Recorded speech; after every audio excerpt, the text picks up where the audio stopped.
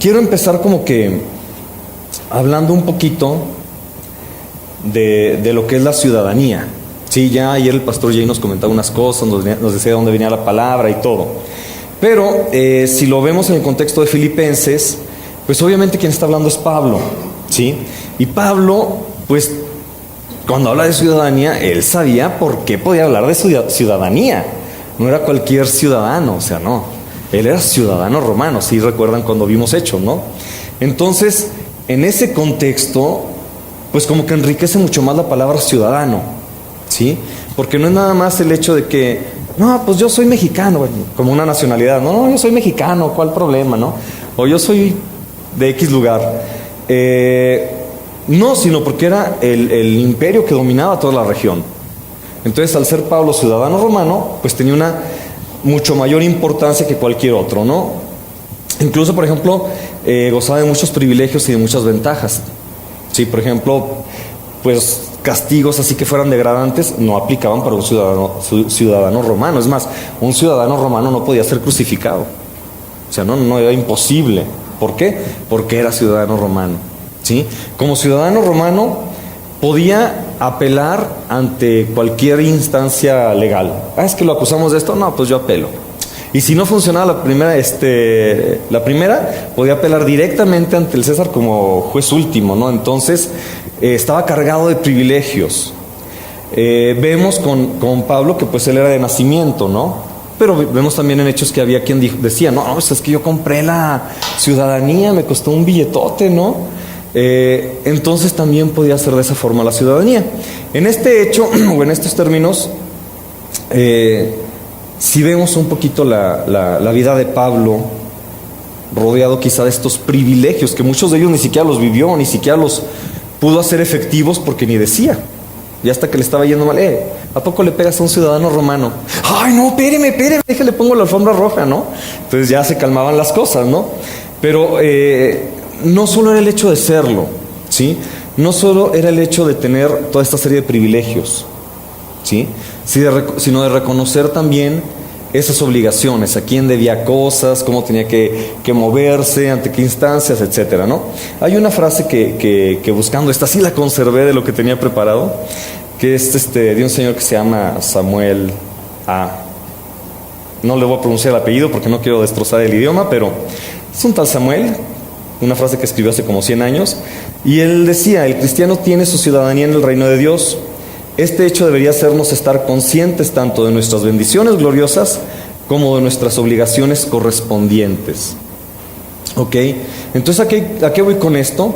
Que muchas veces esa ciudadanía la vemos como la parte de las buenas cosas que pueden llegar a nosotros, ¿no? No, es que a los cristianos les va bien. ¿Sí es cierto eso, hermanos? Oye, yo soy muy preguntón, si les pregunto, contéstenme. ¿Es cierto eso que a todos los cristianos les va bien? No, ¿verdad? Yo me acuerdo el testimonio de un hermano que después se hizo pastor, pero era el borrachito del pueblo. El borrachito del pueblo. Y cuando se hizo cristiano, pues le empezó a ir bien, ¿sí? Y toda la gente, ay, mira, sí conviene ser cristiano, ya le está yendo bien al hermano, que era el borrachito, ¿qué onda, no? Pero él decía, hermano, es que a mí no me va bien porque me hice cristiano, me va bien porque ya no gasto mi dinero en el vino, ¿no? O sea, no es sinónimo de que te va a ir bien y todo, ¿no? Entonces, ¿por qué voy a esta parte? Bueno, el texto que vamos a usar, por si me quieren ir poniendo ahí, es Primera de Pedro, o desde el 1:1 hasta el 1:9. Pero, ¿por qué voy a esta parte? Porque muchas veces creemos o tratamos de usar esa ciudadanía o esa parte de ser cristiano como un beneficio, ¿sí? Y nos olvidamos un poquito de esas obligaciones que podemos tener, ¿ok? Entonces, centrados en esos, vamos ahora sí a la palabra, ¿no? Entonces tenemos ahí Primera de Pedro 1, ¿sí? ¿Sí lo tienen, hermanos? Les pregunto, ustedes me contestan, ¿ok? Dice ahí, el primer versículo: Pedro, apóstol de Jesucristo a los expatriados de la dispersión en Ponto, Galacia, Capadocia, Asia y Bitinia, elegidos según la presciencia de Dios, Padre, en santificación del Espíritu, para obedecer y ser rociados con la sangre de Jesucristo. Gracia y paz os sean multiplicadas. Versículo 3. Bendito el Dios y Padre de nuestro Señor Jesucristo, que según su grande misericordia nos hizo renacer para una esperanza viva por la resurrección de Jesucristo de los muertos. Hasta ahí voy a dejarle ahorita y ahorita continuamos, ¿ok? Entonces vámonos desde el principio. A mí se me hace bien interesante cómo empieza Pedro, ¿sí? Si lo vemos, lo que leímos ahorita, pues me imagino que todos traen Reina Valera, pero en la Nueva Versión Internacional lo remarca muy interesante, ¿no? Porque dice que son elegidos de Dios, ¿sí? Y dispersos por el mundo, ¿ok? Entonces aquí Pedro está dándole importancia a esta parte de dónde eres, ¿sí? De dónde saliste, ¿sí? Si analizamos la Biblia, vamos a ver que desde Adán y Eva, por diferentes razones, ¿ok? No nos vamos a meter ahorita en las razones, pero por diferentes razones vemos gente exiliada, gente expatriada, gente corrida, ¿sí? Digo, Adán y Eva nos quedan en el paraíso, ¿ah? Con permisito, cierran, ponemos ahí unas espadas ardiendo para que no regresen y les borramos el caminito, ¿no? Entonces, vemos mucho esta parte. ¿Cuántas veces estuvo en exilio Israel? ¿Sí? Que si los babilonios, los sirios, no sé, los romanos incluso los tomaron también. O sea, ¿cuántas veces no vemos eso, no? Mismo Jesús, su muerte fue exiliado, literal. O sea, el Calvario no está ahí en la ciudad, se está fuera de la ciudad. Dentro de la ciudad no podía haber una aberración como una crucifixión, o sea, fuera de la ciudad. Tenían que sacarlo fuera y ándale, ahí sí lo crucificamos, ¿no? Entonces, a mí me llamó mucho la atención porque es esta parte como de pensar o de la añoranza en de dónde salí, o hacia dónde tengo que llegar. Imagínense el pueblo de Israel ahorita que estamos viendo esto, caminando 40 años en el desierto, esperando el lugar donde fluye leche y miel. ¿Sí?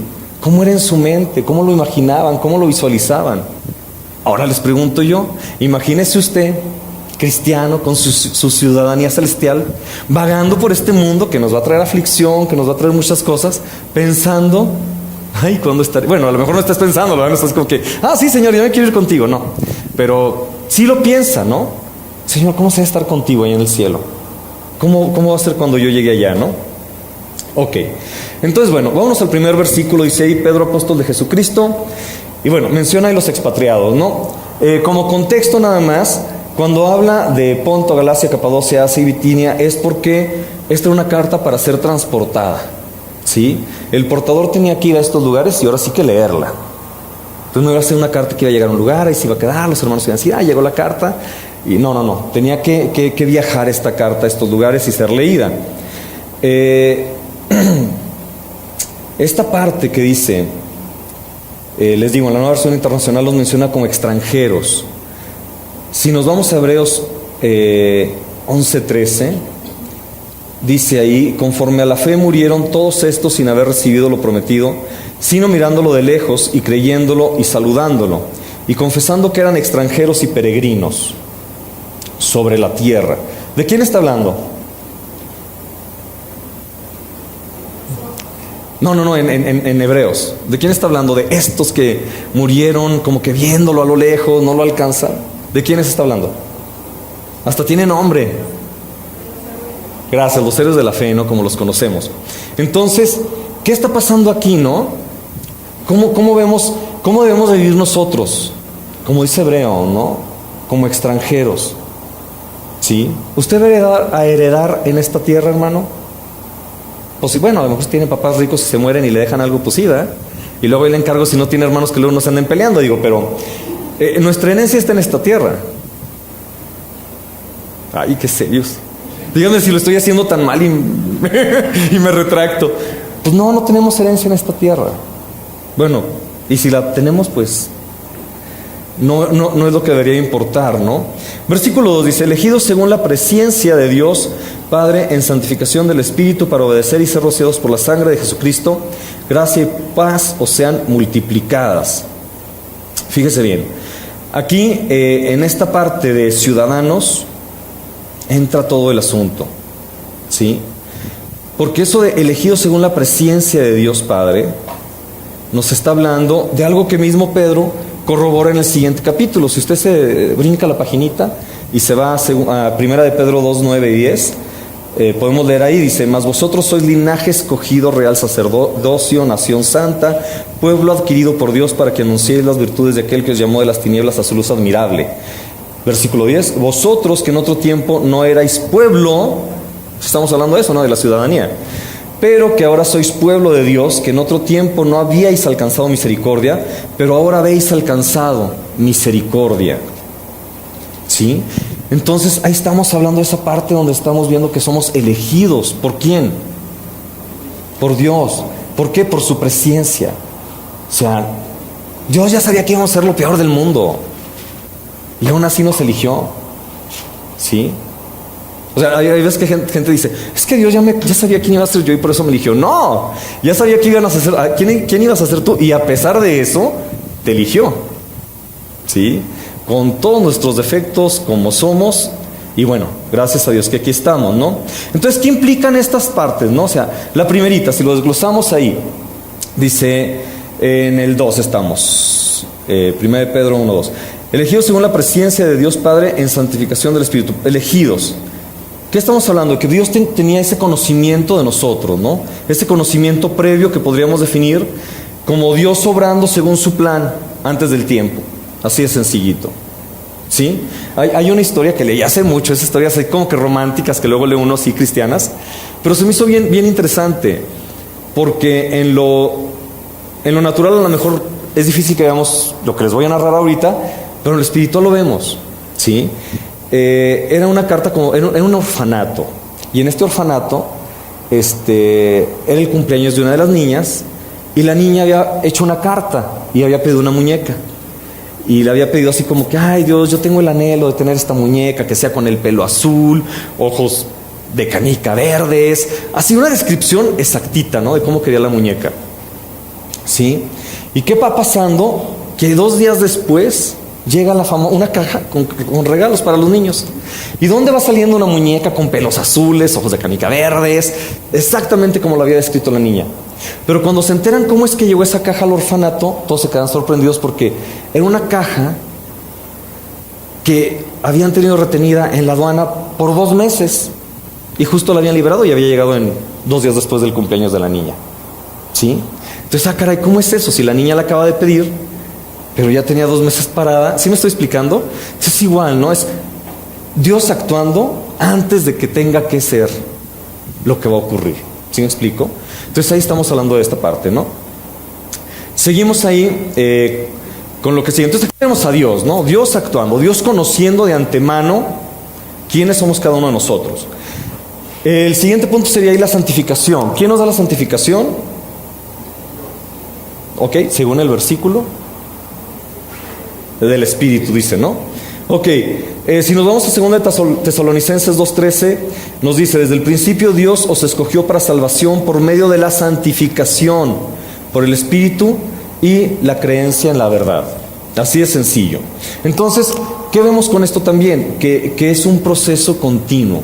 La santificación, ya una vez, no me acuerdo si fue Israel en la mañana del domingo, estaba hablando de la santificación y decía que era eso, ¿no? Era un proceso continuo. ¿Sí? Entonces, dentro de ese proceso continuo, pues también el hombre no está pasivo, el hombre tiene una responsabilidad que ahorita vamos a ver un poquito más profundo, ¿no? Pero es eso, la santificación, ¿por quién? Por el Espíritu.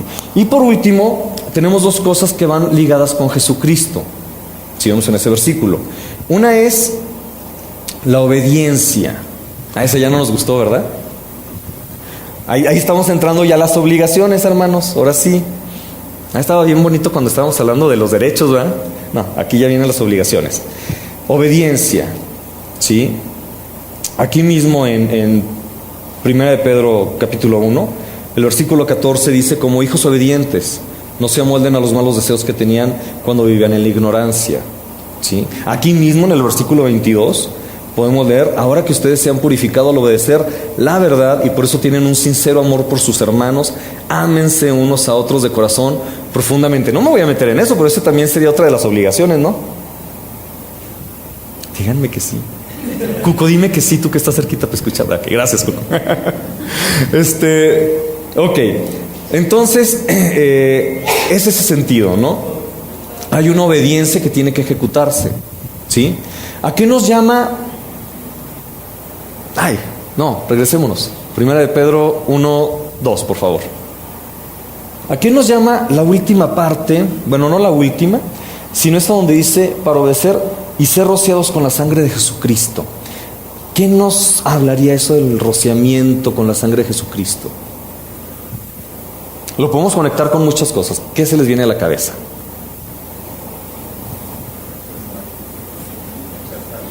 ¿Cómo? Pues eso, ser salvo, la limpieza, ¿no? O sea, la purificación. ¿Sí? ¿Qué es lo que nos limpia de todo pecado? Entonces nos llama a eso, ¿no? Si nos vamos un poco más atrás con Moisés, pues igual al pacto que se hace, ¿no? Con la muerte de los primogénitos, el rociar la sangre, o sea, se conecta totalmente esta parte del sacrificio, ¿sí? Y que tiene que ver en todo con nuestra redención. ¿Ok?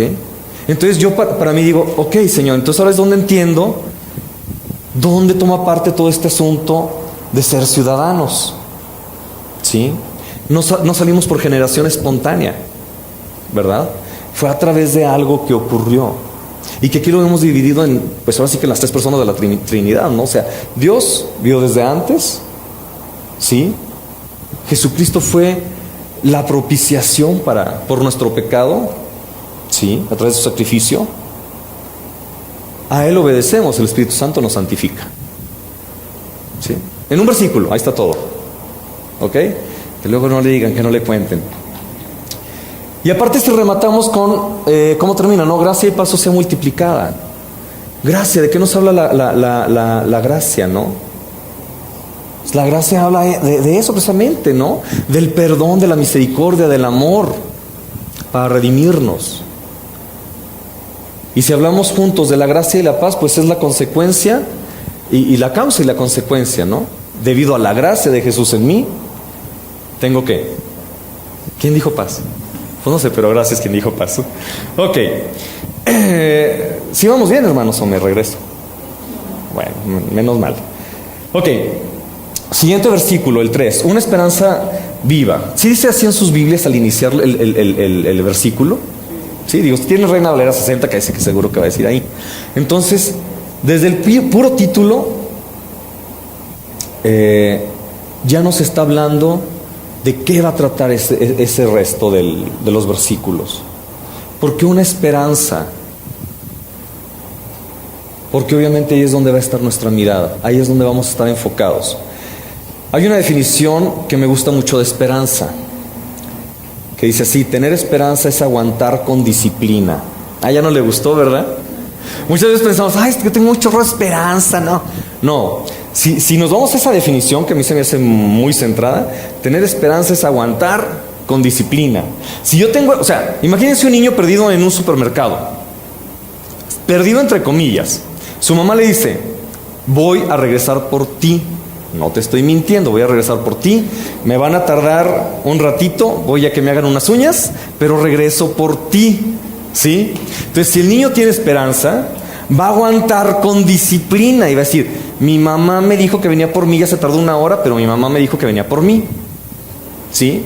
Si el niño se para y la va a buscar, ya no tuvo esperanza. ¿Sí entendemos, no? Entonces, esa definición a mí se me hace muy, muy, muy real para nosotros como cristianos. ¿Sí? ¿Por qué? Porque es aguantar con disciplina. Por ejemplo, Abraham no aguantó con disciplina.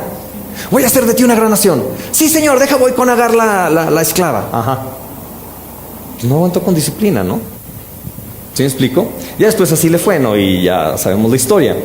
Pero esa definición de esperanza hay que guardarla ahí en su mente, ¿no? Ok, ¿qué dice el versículo 3? Bendito sea el Dios y Padre de nuestro Señor Jesucristo, que según su grande misericordia nos hizo renacer para una esperanza viva por la resurrección de Jesucristo de los muertos. ¿Se fijan? Todo lo que vimos hace rato en el versículo 2, aquí lo recapitulamos, ¿ok? Para empezar, Pedro en 3 versículos, son 3 versículos los que llevamos, ¿verdad? En 3 versículos ya dijo 4 veces la palabra o el nombre de Jesucristo. Cuéntelos a ver si no dice, si dice más, si dice menos. ¿Por qué es importante? 4 veces Jesucristo en 3 versículos. No está exagerando este hermano Pedro, ¿qué le pasa? ¿Sí? Yo me acuerdo cuando recién me acerqué a Cristo y pues Dios me tocó. Tendría algunos meses de convertido y fui al cumpleaños de una sobrina.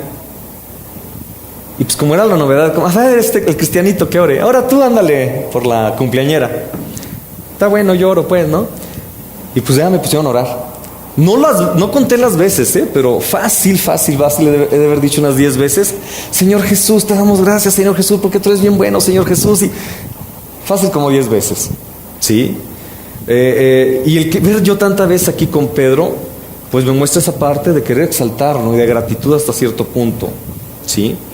Y no solo decir Jesucristo, sino que aquí en este versículo dice nuestro Señor Jesucristo, ¿sí? ¿Qué implica decir nuestro Señor, hermanos? ¿Qué es mío? Ah, gracias, que somos de Él más bien, ¿verdad? ¿Qué implica decir nuestro Señor? Pues justamente eso, que si lo tengo como mi Señor, pues me voy a ajustar a lo que diga mi Señor, ¿sí? No es como el jefe o hasta como nuestro papá, que luego de repente, pues sí es mi papá, pero ni le hago caso. ¿A poco no? Yo sé que nadie aquí hace eso, ¿verdad? Y si todavía hay algún joven, nadie hace eso, pero muchas veces puede pasar, ¿no? O sea, si tenemos a Jesús como nuestro Señor, es porque estamos siguiéndolo, ¿sí? Y si aparte estamos diciendo no nada más Jesús, sino Jesucristo, es porque estamos reconociendo en Él, pues a Dios, ¿no? Al ungido de Dios, ¿sí? Estamos viendo en Él la promesa de un Mesías. Ok. Aquí hay una parte que es bien importante, ¿no? Dice que según su misericordia nos hizo renacer, o en alguna otra versión va a decir nos hizo nacer de nuevo, ¿sí? ¿Cómo nos deja a nosotros como seres humanos delante de eso? Sin nada que hacer. ¿Quién hizo algo para ser salvo? No me diga. Esta sí no me la conteste. Pero se supone que no tendríamos que haber hecho algo. Nuestra actitud es totalmente pasiva, ¿sí? Así como no hacemos nada para nacer de nuestra mamá, pues no hacemos nada para nacer de Dios, ¿sí? Él ya lo hizo. Entonces nos hace renacer por una esperanza viva, por la resurrección de Jesucristo de los muertos o de entre los muertos. Vamos a el versículo 4. Aquí entran las bendiciones, ¿ya vio? ¿Sí lo vio o no lo vio? Ahí está, luego. Dice ahí, para una herencia incorruptible, incontaminada e inmarcesible, reservada en los cielos para vosotros. Aleluya, aquí ya está hablando de la ciudadanía celestial. Ahora sí yo me voy, ¿o no? Entonces, si nos vamos, por ejemplo, si checáramos en Romanos 8:18, no lo vamos a leer, pero por ejemplo ahí dice que somos herederos, ¿no? Herederos de Dios y coherederos con Cristo, ¿sí? Entonces ahí está la herencia. Hay algo bien chistoso que pasa con las herencias. Casi siempre para una herencia pues tenemos que esperar a que se muera la persona, ¿no? Luego hasta quienes ahí le quieren dar una ayudadita. Ay, es que ya estoy en el testamento de mi tía, pero no se muere y no sé qué hacer. No, pues espérese. Entonces, no ayude a nadie, Pero realmente cuando estamos viendo una herencia es porque estamos diciendo, ok, hay una muerte, hay una defunción. Lo más increíble de esta herencia es que no tiene que ver con una muerte, sino con una resurrección, ¿sí? Entonces, hay 3 atributos muy importantes que se ponen en esta herencia, ¿no? Incorruptible, incontaminada e inmarcesible, ¿sí? Incorruptible, si no se corrompe es que no se acaba, así de sencillito, ¿no? Entonces, ese tesoro que tenemos, ¿qué tesoro están hablando?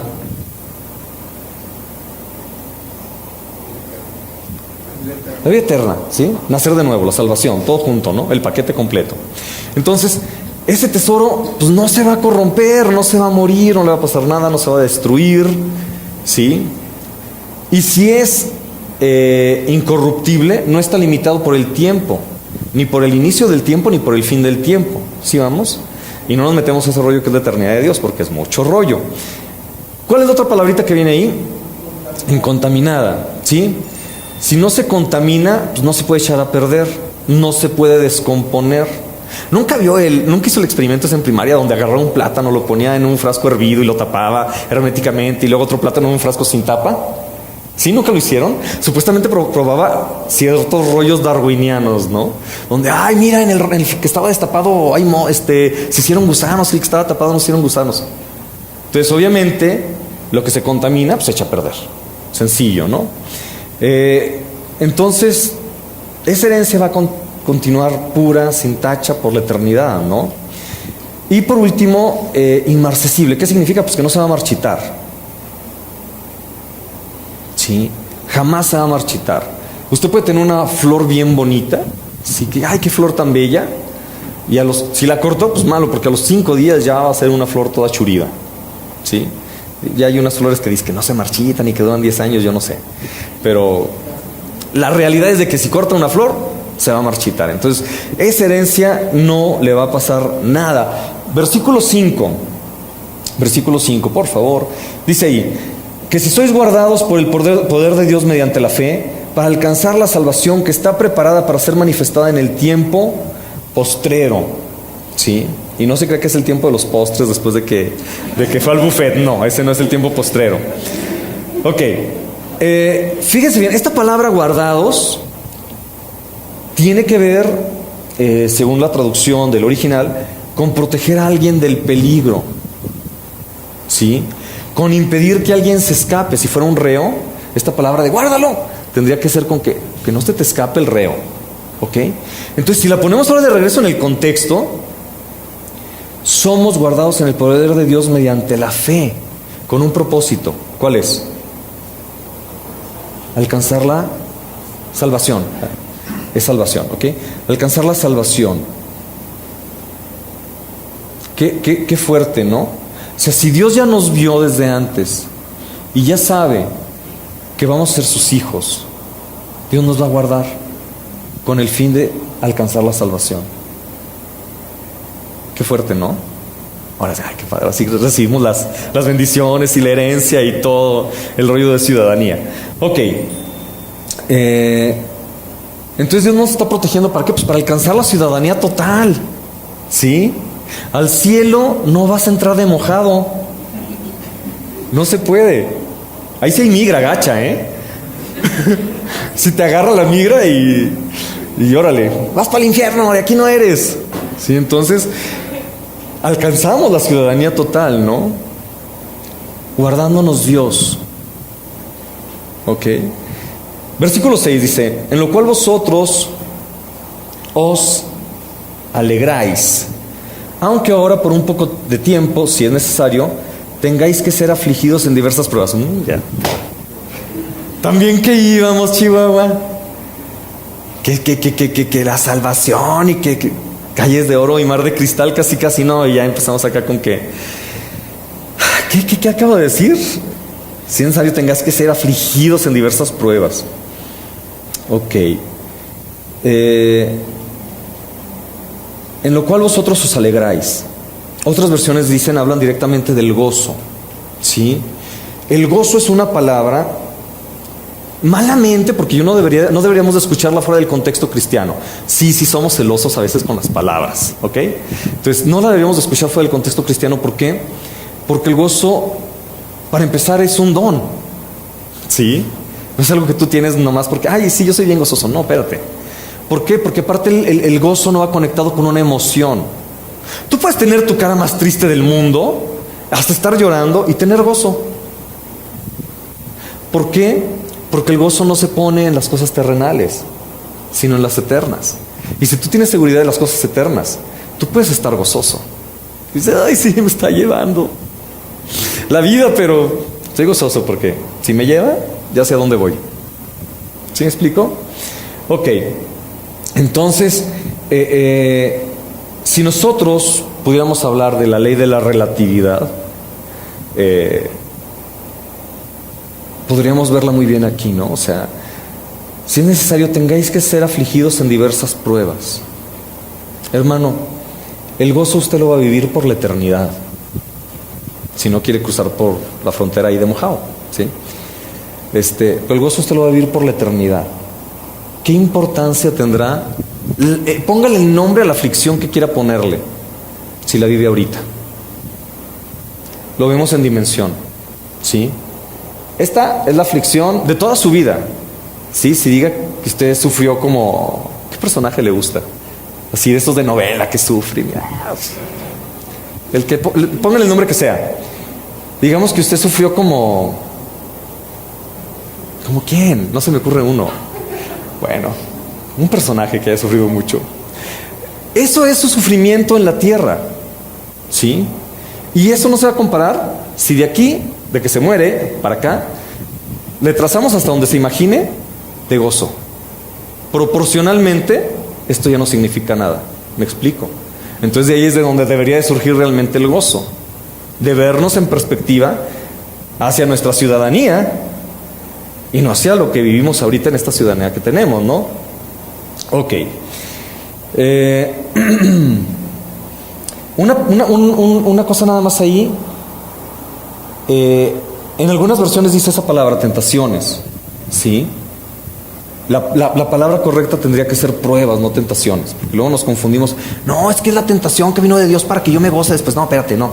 Dios no tenta a nadie, dice la Biblia, ¿no? Entonces, ahí es pruebas. Digo, porque ahorita lo vi y que quede claro. Ok, versículo 7 dice: para que sometida a prueba vuestra fe, seguimos, mucho más preciosa que el oro, y el cual, aunque perecedero, se prueba con fuego, sea hallada en alabanza, gloria y honra cuando sea manifestado Jesucristo. Ok, fíjense bien, el oro tiene que ser probado. ¿Usted ha ido a empeñar algo alguna vez? No me diga, estas preguntas son de las que no quiero que me conteste. No me lo diga. Si usted va a empeñar algo, o si usted va a que le enseñen alguna joya, pues aparte que tiene los quilates, ¿sí va? Que tiene los quilates ahí grabados al reverso, pues la pesan, le tallan, le frotan, la ven con la lupa, o sea, lo prueban hasta cierto punto. Le echan ácido, exacto. Sí, no es cierto. Ok, le echan ácido y todo, ¿no? ¿Para qué? Para probarlo de alguna manera. ¿Sí? Cuando decimos que es probado por fuego, es porque por fuego el oro va a conservarse. Y si hay otro metal ahí que no tenga nada que ver, se va a consumir y solo va a quedar el oro. ¿Ok? Igual en otra parte de la Biblia hemos leído que nuestras obras tienen que ser probadas por fuego, ¿no? Y que la hojarasca, la paja y lo demás va a perecer, y las piedras preciosas, el oro y la plata, y van a quedar, ¿no? Pero ahorita estamos hablando del oro con respecto a la fe. Entonces, si el oro como un metal precioso tiene que probarse, pues también nuestra fe es más preciosa que el oro, para empezar. El oro aparte pues se va a desgastar, ahí lo dice, ¿sí? Dice que es perecedero. Se va a desgastar porque pues el oro, si usted tiene 20 años de casado y trae su mismo anillo, va a ver que ya está bien gastado, ¿sí? De unas partes más que de otras, hasta se ve angostito de un lado, de donde siempre le encaja en donde flexiona el dedo, etcétera, ¿no? Entonces se va desgastando. Nuestra fe tiene que ser probada, porque tiene que ser una fe genuina. Y muchas veces para eso están las pruebas, hermano. ¿Cuántos hermanos usted no ha visto? Bueno, hermanos que, no, sí, yo todo con Cristo, mi hermano. Reprobó el examen y uno pasó una materia. No, ya no quiero nada con Cristo y nos vemos, ya no voy a ir a la iglesia, bla, bla. ¿Tampoco no? Su fe era genuina, pues no. Decimos vulgarmente, ¿no? Llamarada de petate. Ok, bueno, ¿en qué estábamos? Ok, dice, ¿cómo vamos a manifestar nuestra fe verdadera? Pues el confiar en Dios plenamente. Y eso de la confianza en Dios, desde el domingo lo estamos hablando. Bueno, no hablando, yo no había hablado hasta ahorita, lo estamos escuchando, perdón. ¿Sí? Ok, muy bien, ya voy acabando, ¿no? Ya, por fin ya.